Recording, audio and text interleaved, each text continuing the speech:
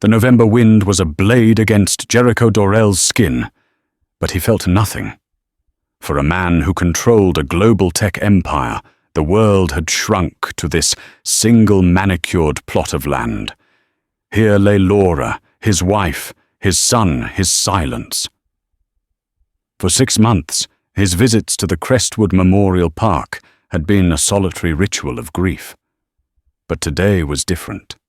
Through the grey mist, he saw a figure huddled by her headstone, a young woman, her shoulders shaking with sobs that seemed to mirror the storm in his own soul. She wore a thin, worn-out coat, and he didn't recognize her. Who was she? And why was she weeping for his wife? Jericho Dorell's life operated on a schedule of ruthless efficiency.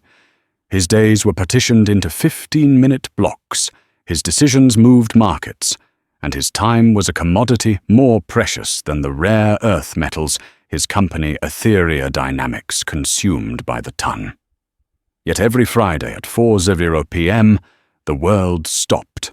His calendar was cleared, his phone was silenced, and his driver, a stoic man named Paul, would navigate the black sedan through city traffic to the quiet, rolling hills of Crestwood Memorial Park. This Friday was no different. The sky was the color of unpolished steel, threatening a rain it was too cold to deliver. Jericho stepped out of the car, the crunch of gravel under his expensive leather shoes the only sound. He held a single perfect white rose, Laura's favorite. She had loved their simplicity, their quiet elegance. He had once bought her an entire greenhouse filled with them. She had laughed and said one was enough as long as it came from him. Now one was all he could give. He walked the familiar path, his gaze fixed on the marble angel that marked her final resting place. The inscription was simple: Laura Dorell, beloved wife, the heart of everything. But as he drew closer, the scene deviated from its solemn script. A person was there, a woman. She was kneeling on the damp grass, one hand resting on the cold stone of the headstone. Her back was to him, but he could see the slight frame, the dark hair tied back in a messy ponytail, and the telltale tremor of her shoulders. She was crying. Not a quiet, dignified cry, but a raw, gut-wrenching sob that seemed to tear through the cemetery's oppressive silence. Jericho stopped, a cold knot of irritation and confusion tightening in his chest. This was his space, his grief. Who was this intruder, this stranger laying claim to a sorrow that belonged to him alone? He studied her. Her coat was a faded olive green, the kind you buy from a discount store, inadequate for the biting November air. Her jeans were frayed at the heels, and her sneakers were scuffed. She looked young, maybe early 20s. A student A, local. He ran through a mental Rolodex of Laura's acquaintances, her charity contacts, the staff at the galleries she frequented. The face, when she turned slightly to wipe her eyes, was completely unfamiliar. His first instinct was to have her removed, to call security to reclaim his sanctuary. It would be effortless. But something held him back. The sheer, unvarnished misery emanating from her was too powerful to simply dismiss. It wasn't the performative grief of a distant relative. It was a pain that resonated with the hollow cavern in his own chest. He took a slow, deliberate step forward. The sound of his shoe on a dry leaf made her flinch. She shot to her feet, turning to face him with wide, startled eyes. They were a deep shade of blue, red-rimmed and swollen from crying. A fresh wave of tears streamed down her pale cheeks. She looked terrified, like a frightened animal caught in headlights. I'm so sorry, she stammered, her voice hoarse. She wiped at her face with the sleeve of her coat. I didn't mean to intrude. I'll go. Jericho remained silent, his expression unreadable.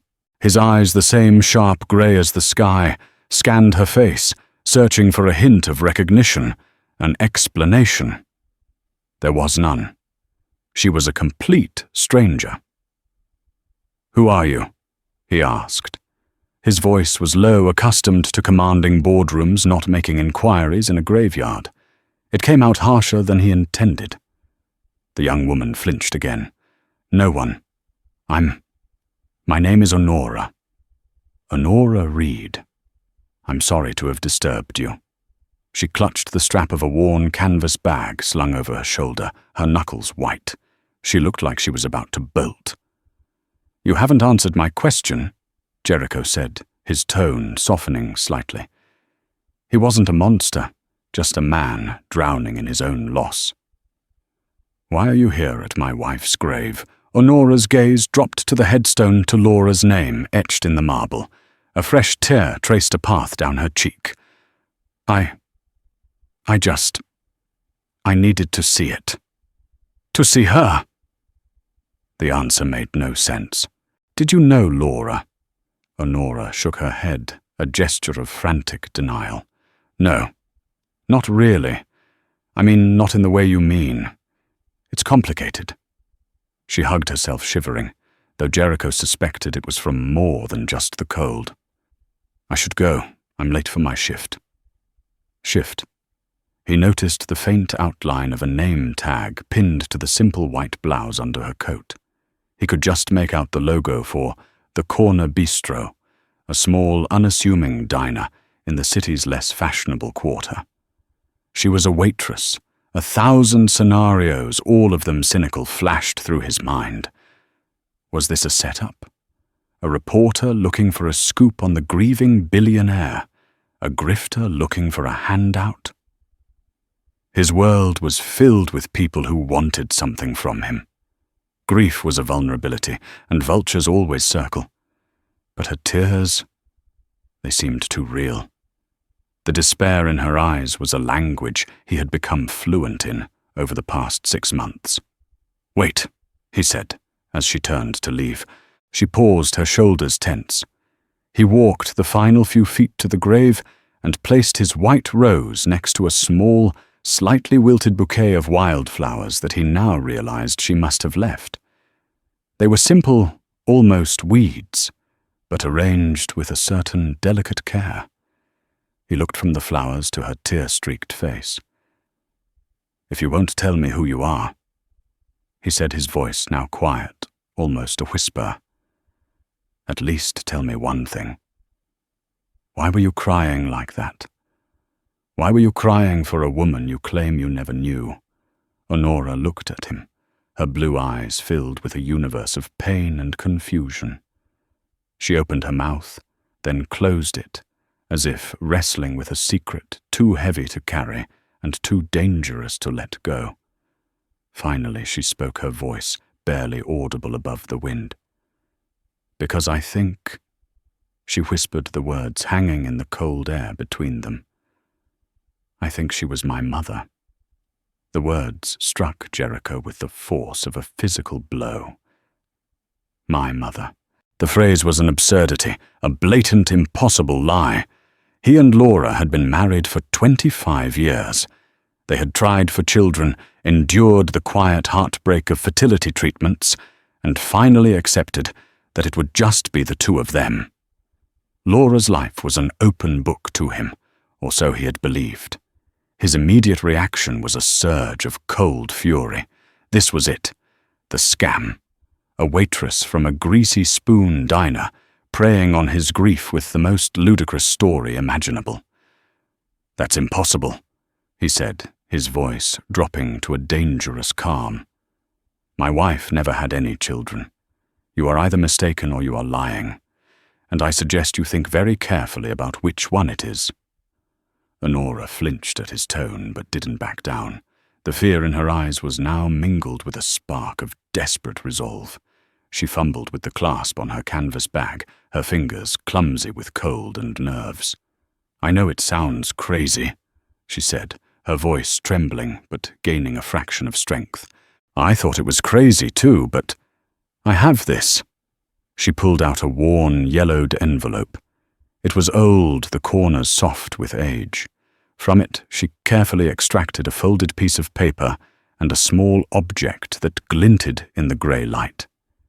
She held them out to him in her shaking hand. Jericho stared at her offering, refusing to take it. "What is that?"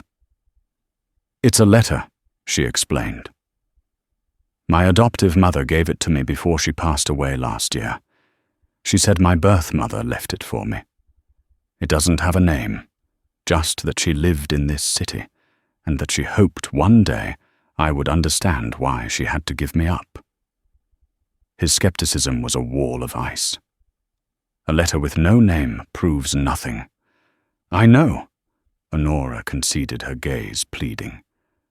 "But there's this too." She uncurled her fingers to reveal the small object. It was a silver locket tarnished with age in the shape of a crescent moon. It was delicate, intricately engraved with tiny stars. Jericho's breath caught in his throat. He knew that locket. 26 years ago, on their first anniversary of dating, he had given it to Laura. He was a struggling software developer, then pouring every spare dollar into his fledgling company. It was the most expensive thing he had ever bought. Laura had cherished it, worn it every single day, until about a year later, she'd come home from a gallery visit, distraught, saying it had been stolen from her purse. She had been inconsolable. He'd tried to buy her a new one, a better one, but she'd refused, saying it was irreplaceable. And now here it was, in the palm of a crying waitress at her grave. His mind reeled. The foundations of his reality began to crack. He reached out his hand, unsteady, and took the locket. It was cold to the touch. He fumbled with the clasp, his fingers feeling thick and clumsy. It sprang open. Inside were two tiny, faded photographs. On one side was a picture of a baby, wrapped in a simple white blanket. On the other side was a picture of a very young Laura. She looked no older than 20, her smile bright, but her eyes holding a shadow of sadness he had never understood, until perhaps this very moment. "Where did you get this?" he demanded, his voice a ragged whisper. "It was with the letter," Honora said softly. "It was all I had of her. For years, I just looked at her picture, wondering who she was. After my adoptive parents died, I had nothing left. No family. I hired a private investigator with the last of my inheritance. It wasn't much, but he was good. He's the one who traced the locket to a jewelry store that kept old records. He's the one who found her. Laura Dorrell." Jericho stared at the face in the locket, then at the name on the grave, then at the young woman standing before him. The resemblance was undeniable now that he was looking for it. Honora had Laura's eyes.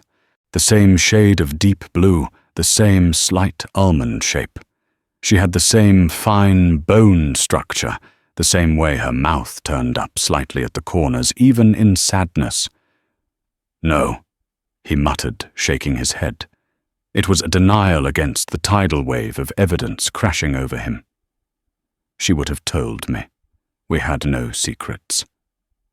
But did they? He thought back to their early years. There was a period right before they got serious, a few months, where Laura had been distant, troubled. She'd said it was family problems, a sick aunt in another state. He had been so consumed with launching his company that he hadn't pressed, hadn't questioned. He had accepted her explanation, and she had eventually returned to her vibrant, joyful self. Had that been a lie she had maintained for 1/4 of a century? The implications were staggering. It recontextualized their entire life together. Their shared sorrow over being childless. Was her sorrow different? Was it not just for the children they couldn't have, but for the one she'd had and given away? Honora watched the war of emotions on his face. "I'm not here for your money," she said, as if reading his deepest, most cynical fear. "I swear. I needed to know. I needed to see her to say goodbye to the mother I never met. When the investigator told me she had passed away 6 months ago, it felt like I'd lost her all over again. Her words, full of a pain so genuine it was searing, finally broke through his disbelief. The anger drained out of him, replaced by a profound, disorienting emptiness. The woman he had loved, the woman he had built his life with, had carried a secret of this magnitude. She had walked beside him for 25 years with a locked room in her heart, and he had never even known it was there. He looked at Honora Reed, this girl who worked at a diner and wore a threadbare coat, and he saw not a con artist, but a ghost, the living, breathing ghost of a life his wife had lived without him. "You need to come with me," he said, his voice flat, devoid of emotion. It wasn't a request. Honora looked alarmed. "Where?" "To my office. We are going to find out definitively if what you are saying is true." He turned and walked back towards his car, without looking to see if she was following. The white rose he had brought lay forgotten on the damp ground. Grief was no longer his sole companion. It now shared space with a betrayal so deep it threatened to swallow him whole. The drive from the cemetery to the Etheria Dynamics Tower was a silent, suffocating affair. Honora sat in the back of the plush sedan, her worn canvas bag clutched in her lap like a shield. She watched the city lights blur past, feeling as if she'd been abducted into another dimension. One moment she was weeping at a stranger's grave. The next she was in a car that cost more than her apartment building, sitting opposite a man whose face was a mask of cold, controlled fury. Jericho Dorrell did not speak. He stared out his window, his jaw clenched so tightly, a muscle jumped in his cheek. He had made one call, his voice clipped and precise. "Robert, meet me at the office. We have a situation. Priority Alpha." The Etheria Tower was a monument of glass and steel that pierced the downtown skyline. It was designed to project power, wealth, and impenetrability. As Honora was escorted through the silent marble-floored lobby, she felt the invisible weight of it all pressing down on her. The security guards eyed her cheap coat and scuffed sneakers with undisguised suspicion. She felt like a stray dog that had wandered into a palace. They took a private elevator that whisked them to the top floor with dizzying speed. The doors opened directly into Jericho's office. It was less an office and more a kingdom. One entire wall was a floor-to-ceiling window offering a god's-eye view of the city. The furniture was sleek, minimalist, and undoubtedly worth a fortune. A man was waiting for them. He was in his late 50s, with short grey hair, a calm demeanour, and eyes that missed nothing. He wore a perfectly tailored suit and stood with the relaxed posture of someone completely comfortable with power. "Robert Miles, this is Honora Reed." Jericho said the name sounding foreign and distasteful on his tongue. "Ms. Reed has made an extraordinary claim regarding my late wife." Robert's gaze fell on Honora. It wasn't hostile, but it was intensely analytical, a human scanner logging every detail. "I see," he said, his voice even. "I need you to verify her story," Jericho commanded, pacing behind his massive obsidian desk. "Everything. Her birth records, her adoption, this private investigator she hired. I want a full background check, financial history associations. I want to know everything about her down to the brand of coffee she drinks. I want it done quietly, and I want it done yesterday." "Of course, Jericho," Robert replied calmly. Jericho then turned his attention back to Honora, who stood frozen by the door. "You will cooperate. You will provide Mr. Miles with the letter, the name of your investigator, your adoptive parents' information, everything. And you will consent to a DNA test." The clinical detached nature of his demands made Honora's stomach churn. This wasn't about a long-lost daughter finding her mother. This was a hostile takeover of her life, a corporate-style audit of her very existence. "A DNA test," she whispered. "Yes," Jericho said, his voice sharp. "A simple cheek swab. We'll use a private lab, the best in the country. The results will be definitive. My lawyers will draft a non-disclosure agreement. You will speak to no one about this. Not the press, not your friends, not the cook at your diner. Is that understood?" Honora nodded numbly, overwhelmed. The hope that had carried her this far was curdling into dread. She had dreamed of finding her mother, of understanding her past. She had never imagined it would feel like an interrogation. Over the next hour, Robert Miles gently but thoroughly questioned her. He was professional, even kind, but his questions were relentlessly probing. Honora handed over the letter and the contact information for the investigator, a man named Frank Miller. She explained what little she knew about her adoption. She answered questions about her finances, her job, her lack of any living relatives. With every answer she felt smaller, more transparent, her life laid bare on a specimen slide for these powerful men to examine. Finally, a medical technician arrived, a woman in a crisp uniform, who took a swab from the inside of Honora's cheek with practiced efficiency. Jericho provided a sample of his own, not for a paternity test, he clarified coldly, but to compare against Laura's extensive medical records on file. When it was all over, Honora was left standing awkwardly in the center of the vast office. The adrenaline had faded, leaving a bone-deep exhaustion in its place. "We are done here," Jericho announced. "Paul will take you home. You will be contacted when we have the results. Do not attempt to contact me or anyone at this company." He dismissed her as if she were a junior employee who had failed to meet a deadline. There was no flicker of empathy, no acknowledgement of the emotional cataclysm he was putting her through. In his eyes, she was not a potential stepdaughter, but a problem to be managed, a variable to be solved. The ride home was another silent journey.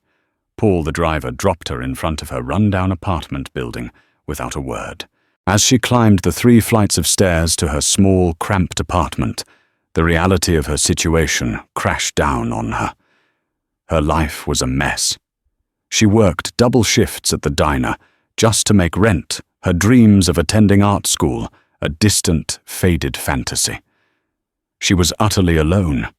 Her search for her birth mother had been a desperate attempt to find an anchor, a piece of identity in a world where she felt adrift. Now she might have found it, but at what cost? She hadn't wanted Jericho Dorell's money or his power. She had just wanted a connection to Laura, a story, a reason. Instead, she had walked into a fortress of doubt and suspicion, and its powerful, grieving king had just declared war on her truth. Days turned into a week. Honora went to work, served coffee, wiped down tables, and smiled at customers, all while living in a state of suspended animation. Every time the phone rang, her heart leaped into her throat. She looked over her shoulder on the street, feeling the invisible eyes of Jericho's security apparatus on her. Had they talked to her boss, her landlord, her 1 or 2 friends? She started to doubt herself. Was the letter a forgery? Was the locket a coincidence? Was Frank Miller, the investigator, a charlatan who had fed her a lie? She was just a waitress. Jericho Dorell was a titan. The world believed him, not her. Maybe he was right. Maybe she was just mistaken. Then, late one evening, a week and a half after the visit to the tower, a sleek black car pulled up outside her apartment building. It wasn't Paul. A different man in a suit got out and approached her as she was fumbling with her keys. "Ms. Reed?" he asked. "Mr. Dorell requests your presence. He sent me to collect you." Her blood ran cold. The results were in.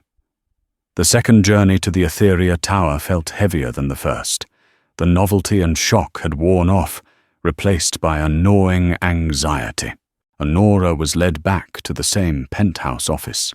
This time Jericho was alone, standing before the vast window, his back to the door. The city lights glittered below, like a scattered handful of diamonds, a world away from Honora's reality. He didn't turn around when she entered. He simply spoke to the glass. Robert's investigation was thorough. He turned slowly, a tablet in his hand. His face was pale, and he looked as if he hadn't slept in days. The mask of cold fury was gone, replaced by something far more complex: exhaustion, confusion, and a deep, soul-shaking sorrow. Your investigator Frank Miller is legitimate, a retired police detective with a solid reputation. The adoption was legal, handled through a small, now defunct agency. Your adoptive parents were who you said they were. You work 60 hours a week at the corner bistro. You have a small amount of student loan debt, and your bank account balance is $174. He recited the facts of her life with a detached air, but the words held no accusation. It was a statement of fact, confirming she was not some sophisticated scammer with hidden resources.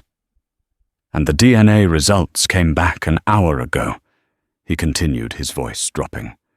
He looked at her, truly looked at her, and for the first time she saw not a billionaire or a corporate tyrant, but just a man whose world had been irrevocably broken. The lab compared your sample to the genetic markers from Laura's hospital files. He paused, taking a shaky breath. It's a 99.99999% match. You are her daughter. The words hung in the air, both a vindication and a sentence. Honora felt a dizzying rush of relief, so potent it made her knees weak. She wasn't crazy. It was true. But the relief was immediately followed by a wave of sadness as she looked at Jericho's shattered expression. Her truth had destroyed his. I didn't, she started, her voice cracking. I never wanted to hurt you. She lied to me. He said the words hollow, directed more at himself than at her. For 25 years she'd lied. Every time we talked about children, every time we felt that ache. She was carrying this. Alone. He sank into the large leather chair behind his desk, the movement uncharacteristically weary. He looked smaller, diminished by the weight of this new reality. Why didn't she tell me? I would have understood. I would have helped. We could have found you. It was a question Honora couldn't answer, a wound she couldn't heal. They sat in silence for a long time, two strangers bound by the same woman, separated by the chasm of her secret. Finally, Jericho looked up, his businesslike demeanor slowly reasserting itself, a familiar armor in an unfamiliar emotional landscape. Okay, this is the situation. You are Laura's biological child. Legally, that may entitle you to a portion of her estate. It's complicated. My lawyers will be in touch to discuss a settlement. It will be generous. It will be contingent on your continued and absolute discretion. Honora recoiled as if slapped. A settlement? You think this is about money? What else would it be about? He asked, his tone laced with a weary cynicism. Everything is about money, Miss Reed. You need it. I have it. Let's not pretend this is a fairy tale reunion. We are strangers. You are the product of a life my wife had before me. I am a man who just discovered his marriage was built on a foundation of secrets. There is nothing here for us. You're wrong, she said, her voice shaking with a sudden fierce conviction. I told you before I don't want your money. I wanted to know who I was. I wanted to know about her. What was she like? Did she like to paint? I like to paint. Did she have a favorite season? Did she sing off-key in the car? These are the things I wanted. Not a settlement. Her passionate outburst seemed to stun him into silence. He stared at her, the cogs turning behind his tired eyes. Before he could respond, the door to his office chimed softly and opened. A man in an impeccably tailored suit, with silver hair and a smile that didn't reach his eyes, stepped inside. "Jericho, my apologies for interrupting. I was just leaving for the night and saw the light on. Wanted to make sure everything was all right. You've been looking rather strained lately." Jericho's posture stiffened. "Gregory, everything is fine. This is a private matter." The man Gregory let his gaze drift over to Honora, his eyes lingering for a moment too long, a flicker of predatory curiosity in them. "Of course. Forgive the intrusion." He gave a slick, charming nod. "Just remember the board meeting is Tuesday. There are concerns about the Q4 projections. We need our CEO focused." With a final lingering look at Honora, he retreated, closing the door behind him. "Who was that?" Honora asked. "Gregory Shaw." Jericho said, his voice tight with annoyance. "He's a member of my board. A shark who's been circling for years, waiting for a moment of weakness." Jericho's eyes narrowed in thought, a new cold calculation dawning on his face. He looked from the door where Gregory had disappeared to Honora. The personal catastrophe of the last hour was suddenly eclipsed by a professional threat. Gregory had seen her here late at night. His mind would be racing, trying to connect the dots to find an angle, a secret, a vulnerability. "This changes things," Jericho said, his tone shifting back to the CEO, the strategist. "His timing is unfortunate. My position on the board, while strong, is not unassailable. A scandal, a secret love child surfacing weeks before a critical vote. Gregory could use that. He could twist it, paint me as unstable, compromised." He stood up and began to pace again, no longer the grieving husband, but the king defending his castle. "Your existence is now more than a personal issue, Ms. Reed. It's a potential liability for my company, for everything I've built." Honora felt a chill seep into her bones. She had just found her mother, only to be branded a liability. The brief, fragile moment of shared grief was gone, replaced by the cold, hard logic of corporate warfare. Jericho Dorrell was looking at her, not as Laura's daughter, but as a weapon that could be used against him. And she was standing right in the heart of his kingdom, defenseless. The next few days were a masterclass in controlled chaos.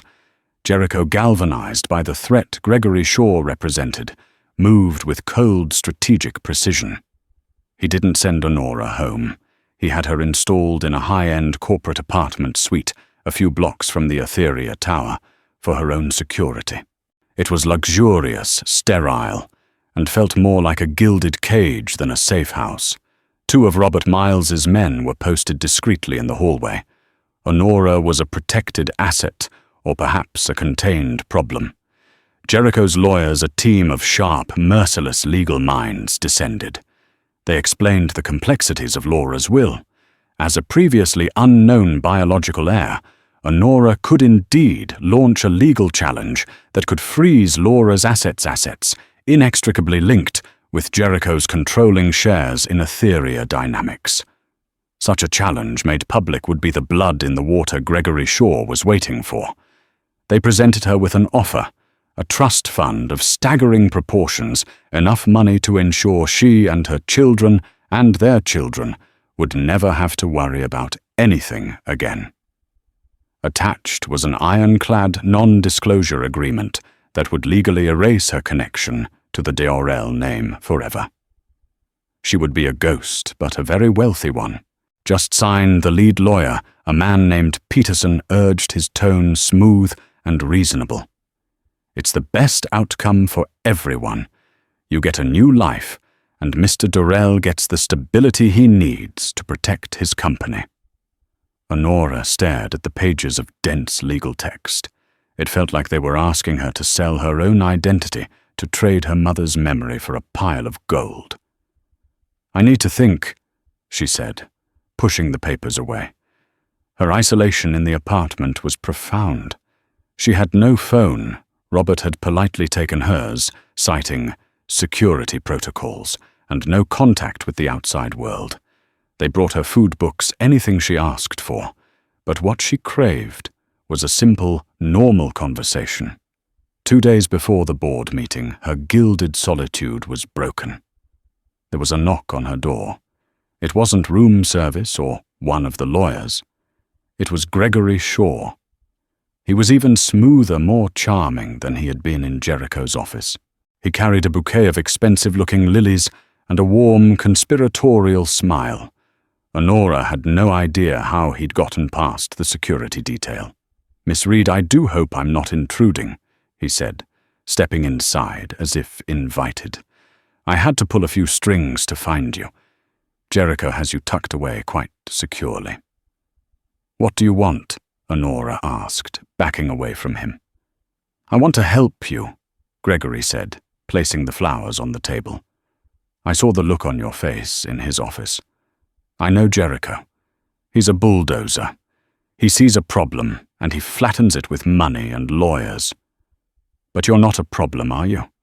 You're a young woman who has discovered a profound truth about her life." His words were like a soothing balm on her raw nerves. He seemed to understand in a way Jericho didn't. "I know who you are," he continued, his voice dropping to a sympathetic murmur. "I have my own sources. I know you are Laura's daughter, and I know Jericho is trying to buy your silence to protect himself before the board meeting." Honora remained silent, her heart pounding. "He's offering you a settlement, isn't he?" Gregory guessed correctly. "A pittance, I imagine, compared to what you are rightfully owed. Laura's shares alone are worth billions. You are her only child. By right, a significant portion of that should be yours.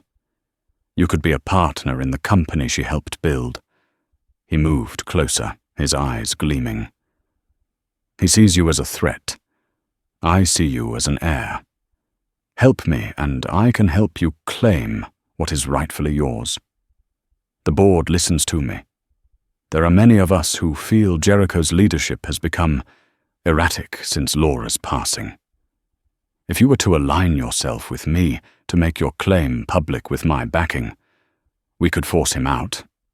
I would take over as CEO, and I would see to it that you are given your rightful place on the board and control of your inheritance. We could run this company together in Laura's memory." It was an audacious, intoxicating proposal. He was offering her everything Jericho was denying her: recognition, a place, a purpose. He was validating her identity, not trying to erase it. For a fleeting moment, she was tempted. The girl who worried about making rent could become a billionaire director overnight. She could finally afford to go to art school, to do anything she wanted. But as she looked at Gregory's slick, practiced smile, she saw something cold and hollow underneath. He didn't care about Laura's memory. He was using it. He was using her.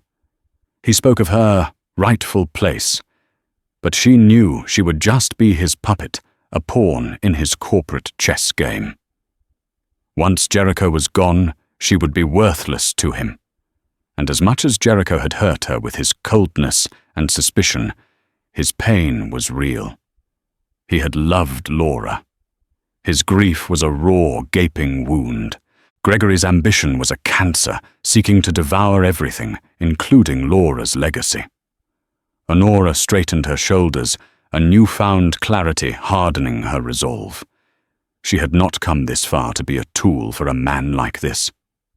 "No," she said, her voice quiet but firm. Gregory's smile faltered. "I beg your pardon." "No," she repeated louder this time. "I won't help you. You don't care about me or my mother.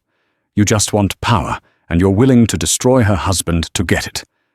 Whatever Jericho is, he loved her.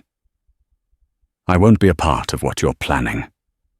Gregory's charming facade melted away, revealing the ugliness beneath. His eyes turned to chips of ice. You are making a monumental mistake, little girl. You're choosing to side with the man who wants to erase you. You think he'll protect you. Once this board meeting is over, you'll be nothing to him. I was offering you a kingdom. He won't even give you a key to the gate. Get out, Honora said, pointing to the door. You'll regret this, he hissed.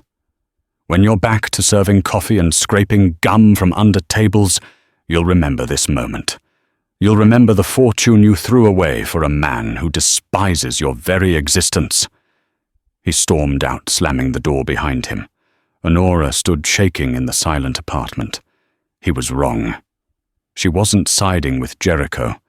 She was siding with the memory of her mother. She knew what she had to do. She found the emergency contact panel by the door and pressed the button for security. When one of Robert's men answered his voice tight with alarm at the breach, she said, I need to speak to Mr. Dorell, immediately. Tell him Gregory Shaw was here. Tell him I'm on his side. This was no longer just her fight or his. A new battle line had been drawn, and they were impossibly on the same side of it. The emergency meeting was held not in Jericho's office, but in his private residence, a sprawling modern mansion overlooking the ocean. The air was thick with tension. Robert Miles was grim-faced reporting on the security breach. Shaw bypassed them. He has connections, obviously. It was a serious lapse and it's been handled. Jericho listened, but his eyes were on Honora.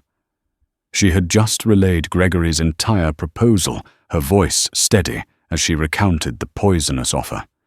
When she finished, he was silent for a long moment, studying her face, as if seeing her for the first time. The suspicion that had clouded his features was gone, replaced by a dawning, reluctant respect. He offered you half a kingdom, Jericho stated, his voice quiet. He offered you the recognition I denied you. Why did you say no? Because he was using her, Honora said simply. Using her memory. It felt wrong. And because he was right about one thing. You want to protect what you and her built. He just wants to own it. In that moment, a fragile, unspoken truce formed between them. They were not friends, not family, but allies with a common enemy. The board meeting is in 36 hours, Jericho said, turning to Robert. Gregory will make his move. He won't have Honora on his side, so he'll use her existence as a weapon. He'll paint this as a scandal, a sign of my emotional instability. He'll leak it to the press to maximize the damage. We need to get ahead of it, Robert advised. Control the narrative. No, Jericho said, a steely glint in his eye. We let him walk right into the trap.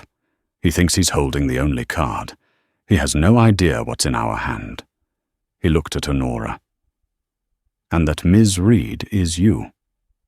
The morning of the board meeting, the atmosphere in the Etheria Tower boardroom was electric. It was a room of immense power, lined with mahogany and filled with the dozen individuals who comprised the board of directors. Gregory Shaw was at his most confident, glad-handing other members, his demeanor radiating a calm authority. Jericho entered last, taking his seat at the head of the table. He looked composed, but those who knew him well could see the strain around his eyes. Honora was not present.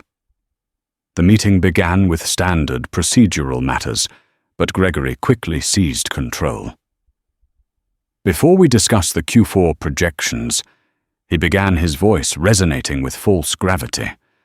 I believe there is a more pressing issue concerning the leadership and stability of this company. I am referring to our CEO, Jericho Dorell. A murmur went through the room. We have all offered Jericho our deepest sympathies, following the tragic loss of his wife, Laura. Gregory continued. But grief, I'm afraid, can cloud judgment. and secrets can rot a foundation from the inside out. I have recently become aware of a situation so shocking, so destabilizing, that it calls Jericho's fitness to lead into serious question. He let the statement hang in the air, relishing the drama. It has come to my attention that a young woman has appeared claiming to be Laura Dorrell's secret illegitimate daughter, a child given up for adoption decades ago. Jericho has been aware of this for weeks, and he has hidden it from this board, from our shareholders, while attempting to buy the young woman's silence. The boardroom erupted. The members stared at Jericho, their faces a mixture of shock, disbelief, and morbid curiosity. "This is a scandal of the highest order," Gregory boomed. "It suggests a history of deceit on the part of the Dorrell family that we cannot ignore. It shows Jericho is compromised, possibly being blackmailed, and is more concerned with his personal secrets than the health of this company. I cannot in good conscience continue to support his leadership. I move for a vote of no confidence." The room was in chaos. Board members were whispering furiously to one another. Jericho remained perfectly still, letting the storm break around him. He waited for the noise to subside, then held up a hand for silence. "Gregory is correct about one thing," Jericho said, his voice cutting through the tension. "A young woman has come forward. Her name is Honora Reed, and a DNA test has confirmed that she is indeed Laura's biological daughter." Another wave of gasps, confirming it was a bolder move than any of them expected. "He is also correct that I did not immediately disclose this to the board," Jericho continued. "This was a deeply personal and painful matter, but he is wrong about the reason. I was not hiding it out of fear. I was waiting for the right moment to share the full story, a story Gregory has attempted to manipulate for his own gain." He gestured to the door. Robert Miles opened it, and Honora walked in. If the board was shocked before, they were stunned now. She was plainly dressed, looking nervous but resolute. She walked to the empty chair beside Jericho and sat down. "This is Honora Reed," Jericho said. "Gregory is right that I made her an offer, a significant financial settlement. But what he won't tell you is that Miss Reed has not yet accepted it. Nor will he tell you that 2 nights ago he went behind my back, bypassed my security, and approached Miss Reed himself." Gregory Shaw's face went pale. Jericho went on, his voice like ice. "He offered her a far greater sum. He offered her a position on this very board. He offered to help her seize control of her mother's assets. All she had to do was help him orchestrate this little coup today. He tried to use the daughter of the woman we all respected as a pawn in his pathetic power play." He looked at Honora. "Miss Reed, would you care to tell the board what you told Mr. Shaw?" All eyes turned to Honora. She took a deep breath, her voice trembling slightly at first, but growing stronger with every word. "I told him no. I told him that my mother's memory wasn't for sale. I came here looking for a connection to the person I never knew, not to tear down, the company she and her husband built together." She looked directly at the stunned board members. "Mr. Shaw doesn't care about Laura Dorrell's legacy. He only cares about his own. He tried to use my personal story, my family's private pain, as a weapon. Is that the kind of man you want leading this company?" The silence in the room was absolute. Gregory Shaw was ashen, his slick composure completely shattered. Jericho delivered the final blow. "While Gregory has been busy attempting to subvert this company, my team, led by Robert Miles, has been conducting a due diligence review of our own board members. An unfortunate necessity, it seems." Robert placed a thick file on the table in front of Jericho. "We've uncovered a pattern of insider trading linked directly to Mr. Shaw." Jericho announced, his voice ringing with cold triumph. He's been leveraging privileged information about our Q4 projections to enrich himself and a small group of outside investors. The evidence is all here. The SEC will be very interested to see it. The game was over. Gregory Shaw stared at the file, then at the hostile faces of his fellow board members. He was finished. He stood up his chair, scraping loudly on the floor, and walked out of the room without another word. In the aftermath, Jericho calmly addressed the board. "Ladies and gentlemen, my family has just grown in a way I never expected. It is complicated, and it is private. But it does not affect my ability to lead Etheria Dynamics. In fact, it has only strengthened my resolve to protect my wife's legacy. Now, if there are no further interruptions, let's discuss those Q4 projections." The board, stunned, but impressed by his masterful counterplay, could only nod in agreement. Jericho had faced the scandal head-on and emerged stronger than ever. And beside him, the quiet waitress who had started it all sat not as a liability, but as a symbol of unexpected integrity. The weeks following the boardroom showdown were a period of quiet recalibration. The threat of Gregory Shaw vanished, swallowed by the impending federal investigation. The story of Laura's secret daughter remained just that, a secret contained within the silent walls of the Etheria Tower. The crisis had been averted, but the emotional fallout remained. The mansion, once a lonely monument to Jericho's grief, now held a new, uncertain presence. Honora was still living there at Jericho's insistence. It was no longer a gilded cage, but an awkward, transitional space. They were two people orbiting the memory of one woman, unsure how to navigate the strange gravity that now held them together. The tension between them began to thaw in small, unexpected ways. One evening, Jericho found Honora in the library, staring at a large portrait of Laura that hung over the fireplace. "She's so beautiful," Honora said softly, not turning around. "Was she happy?" Jericho came to stand beside her, his eyes on the painting. "I thought she was," he said, his voice laced with a lingering sadness. "She had a light inside her, but she was carrying a heavy burden. I should have seen it." "You can't blame yourself," Honora said. "She made a choice a long time ago. She was just a kid, probably scared and alone." This was the first time they had spoken of Laura, not as a wife or a mother, but as a young, frightened woman. It was a bridge between their two separate worlds. Jericho finally asked Honora about her life, her dreams. She told him about her passion for art, for painting a dream she had long since shelved as an impossible luxury. A few days later, he surprised her by converting one of the mansion's sunlit, unused rooms into a fully equipped art studio. It was filled with canvases, paints, easels, everything she could possibly need. It wasn't a settlement. It was a gift.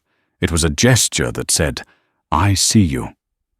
Honora began to paint with a fervor she hadn't felt in years. She painted landscapes, abstracts, but mostly she painted portraits from the few photos Jericho gave her of Laura. She was trying to find her mother's face, her spirit through the strokes of her brush. One afternoon, Jericho walked into the studio and watched her work. She was capturing a particular look in Laura's eyes, a mix of joy and a deep, hidden melancholy that he recognized instantly, a look he had never been able to name. "That's her," he whispered, his voice thick with emotion. "That's exactly her." He then led her to his office and showed her what he had been working on. He had used his vast resources not to erase Honora, but to understand her past. He'd found the town where Laura had secretly given birth, located the retired nurse who had been there. He handed Honora a file. It contained a copy of her original birth certificate with Laura's youthful, looping signature on it. It also contained a journal the nurse had kept in which she described how the young mother had cried as she handed over her baby, whispering, "Tell her I loved her more than anything." For Honora, these were artifacts more precious than any fortune. They were the pieces of her identity she had spent her life searching for. That evening, Jericho made a decision. He was dissolving the trust fund his lawyers had drafted. In its place, he was establishing something new: the Laura Reed Dorrell Foundation for the Arts, a major charitable organization dedicated to providing scholarships and grants for underprivileged young artists. He was seeding it with a significant portion of his own fortune. Laura's maiden name was Reed, he explained to a stunned Honora. "It seems only right, and I want you to sit on the board of directors to help guide it. It's not a payout, it's a role, a responsibility, a way for both of us to honor her." He was giving her not just security, but a purpose, a legacy, her own legacy intertwined with the mother she never knew. A few months later, on a crisp spring morning, they stood together at Laura's grave. The marble was warm in the sun. Jericho placed a white rose on the grass. Honora placed a small, vibrant painting next to it, a portrait of a young Laura smiling, the sadness finally gone from her eyes. They were not a conventional family. He was not her father, and she was not the daughter he had raised.